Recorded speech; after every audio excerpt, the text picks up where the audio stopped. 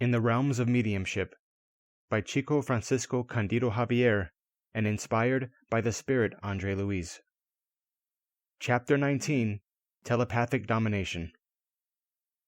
We were preparing to say our goodbyes when a pleasant discarnate woman approached us to compliment the assistant with respectful affection. Alice introduced us. This is our sister Teonilia, one of the diligent workers in our assistant's endeavors. The new friend kindly returned our greeting and explained to Alice what had brought her there. She told us that Inesia, a devoted co-worker at the institution, was going through very hard times. In addition to the usual concerns of raising her 3 daughters and the assistance she had to give her sick mother, who was on the verge of discarnating, Inesia was also experiencing a tremendous inner struggle. Her husband Jovino was now strangely infatuated with another woman. He had become carelessly negligent toward his domestic sanctuary's obligations. He seemed completely disinterested in her and their daughters. It was as if he had regressed to the wild extravagances of his early youth, as if he had never embraced the mission of being a father. Day and night, he let himself be dominated by the thoughts of this new woman, who had ensnared him in her trap of enticing charms. At home, while at work, or out on the street, she would always take over his unvigilant mind. The poor wretch had become truly obsessed under the constant effects of the woman who anesthetized his sense of responsibility with himself. Couldn't Alice do something? Wouldn't it be best to remove such an influence like a lesion that is extirpated through surgery? The assistant listened patiently and then spoke concisely. I know Inesia and I hold her in high esteem. For months now, I haven't been able to visit her as I had wished. Of course, I won't deny her my fraternal assistance, but it wouldn't be appropriate to take drastic measures without a close look at the matter. We all know that, under any circumstance, obsession among discarnates or incarnates is a mental illness that often requires lengthy treatment. Who knows if poor Jovino is not in the condition of a hypnotized bird, in spite of the portliness that gives him the appearance of strength in the physical realm? From what I can tell, remarked Teonilia, I see only a man dedicated to his work, threatened by a perverse woman. Oh, no, interrupted Alice tolerantly. Don't cubbyhole her like that. Above all, we must accept her as our unfortunate sister. Yes, I agree, exclaimed Teonilia, readjusting her attitude. But at any rate, I'm begging for your charitable intercession. Inesia has been a providential co-worker, and I wouldn't be happy doing nothing to help her. We shall do all we can within our possibilities, but it is crucial for us to analyze the past in order to find the roots of this undue relationship. And giving his voice a grave tone, the assistant asked, Mightn't Jovino be returning to the recollections of his past? Mightn't this be a trial that our friend outlined for his own conscience, with redemptive purposes, and which he cannot now resist? Teonilia made a gesture of silent humility while Alice held her shoulders. Let's be optimistic and confident. Tomorrow at nightfall, you can count on us coming to Inesia's house. We'll study the situation more closely to see what we can do. Our friend expressed her gratitude and said goodbye with a smile. Alone with us as we returned to our temple of work and study, Alice said that this was another opportunity to continue our observations. Of course, the issue was tied to a problem of influence, and we would get the chance to examine important mediumistic phenomena in the common experiences of many people. At the agreed time, we met the next day to make the trip. We arrived at nightfall. Teonilia was waiting for us at the entrance of a comfortable yet not luxurious home. A small rose garden near the doorway spoke silently of the beautiful sentiments of its residents. Guided by our friend, we went in. The family was having dinner. A young woman was lovingly tending to a handsome older gentleman. At his side were 3 girls, the youngest of whom appeared to be 14 or 15. The previous evening's conversations didn't need any more information, but Alice explained with more detail. These are Inesia and Jovino, and their 3 daughters, Marcina, Marta, and Marcia. The family conversation was affectionate, but Jovino seemed grumpy. The children's sweet remarks didn't elicit the faintest smile. Nonetheless, the more the father showed his annoyance, the more pleasant and tender the mother became, encouraging the two older daughters to talk about humorous incidents at the trinket shop where they both worked. After dinner, Inesia lovingly said to the youngest, "Marcia, my dear, go to Grandma's room and wait for me. She's sick and shouldn't be alone." The young girl gladly obeyed, and a few moments later, Marcina and Marta went into the next room talking to each other. Donna Inesia silently tidied up the kitchen, while her husband sat in an armchair engrossed in the evening paper. Noticing that Jovino was getting up to leave, she gave him an anxious look and asked delicately, "Should we wait up for you tonight?" "Tonight? Tonight?" repeated Jovino without looking at her. The lively dialogue continued. "Yes, sometime later tonight we'll say our prayers together." "Prayers? What for?" "Honestly, Jovino, I believe in the power of prayer, and I don't think we have ever needed it as much as we do right now for peace in our home."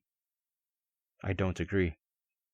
And with a strange smile, he continued sarcastically, "I don't have time for your taboos.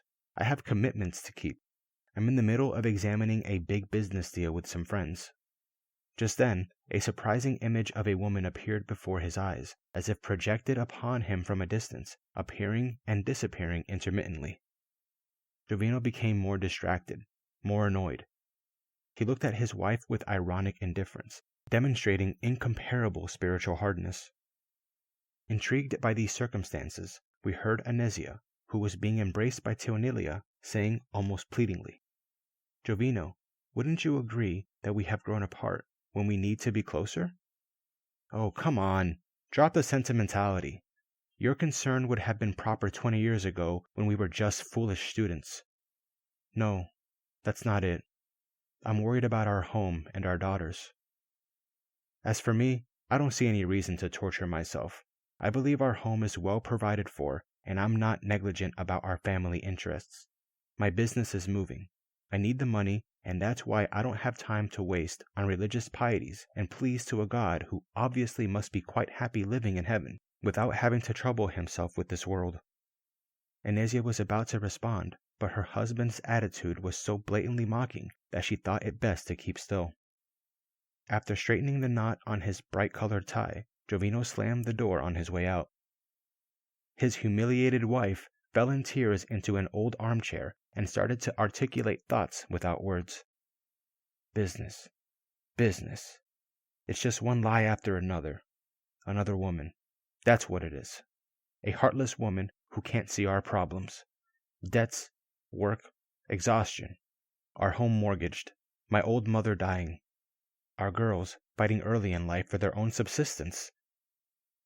While her thoughts became audible to us as they radiated throughout the small room, we saw again the same image of the woman that came into sight before Jovino. She appeared and reappeared around the sad wife, as if piercing her heart with invisible arrows of anguish, because Inesia now felt inexplicably disconcerted. She couldn't see the strange and undesirable visit with her eyes, but she sensed its presence as an uncontrollable mental tribulation. Suddenly, she went from peaceable meditation to tempestuous thoughts. Yes, I remember her. She now reflected in complete desperation. I know her. She's a doll of wickedness. She's been causing trouble in our home for a long time. Jovino has changed. Little by little, he's abandoning us. He even seems to hate prayer. Ah, what a horrible creature. An enemy like that who has worked her way into our lives like a treacherous snake. If I could, I would crush her under my feet, but nowadays I have a religious faith that guards my heart against violence. However, as Inesia talked to herself in terms of revenge, the image projected from afar would come closer with more intensity, as if materializing itself in the environment to inculcate greater discomfort. The woman who dominated Jovino's spirit emerged visibly, materialized before our eyes. Both women, now avowed enemies, began their mental battle. Bitter memories, harsh words, mutual accusations. The tormented wife started to feel unpleasant physical sensations. Blood rushed to her head, imposing a painful headache. The more her rebellious and bitter thoughts expanded, the more her physical imbalance increased. Theonelia embraced her lovingly and informed Aulus. This conflict has been repeating itself every day for many weeks now. I fear for our friend's health. Aulus quickly began giving her magnetic passes of relief, and the strange manifestations began diminishing until they disappeared completely.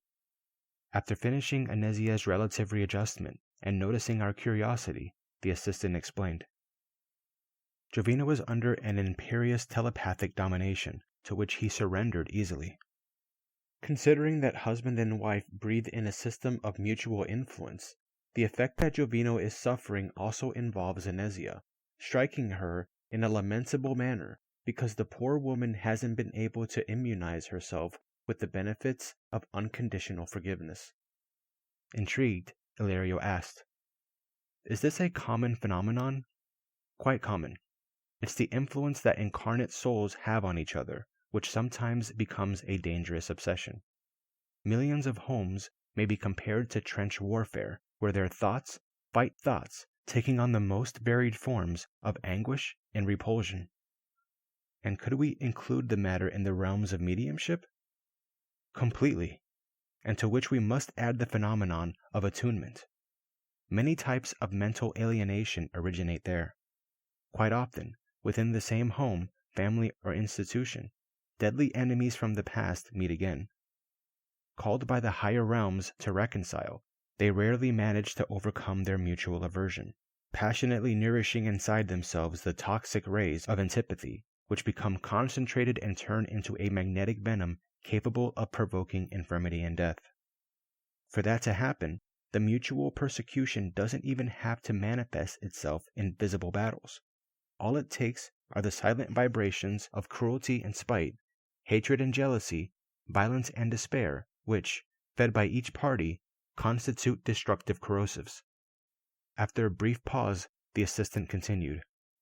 Thought exteriorizes and projects itself, forming images and suggestions that it flings towards the objectives it wishes to reach. When benign and edifying, it conforms to the laws that rule us, creating harmony and happiness. However, when it is unbalanced and depressing, it establishes affliction and ruin. Mental chemistry is at the base of all transformations because we really do evolve in a profound telepathic communion with all the incarnates or discarnates that are attuned to us. And how can we solve the problem of antipathy against us? Asked Ilario. Aulus smiled and replied, The best way to put out a fire is to deny it fuel. Active fraternity is always the effective remedy for problems of this nature. That is why Christ advised us to love our enemies, to help those who persecute us, and to pray for those who slander us. They are essential attitudes for ensuring our peace and victory.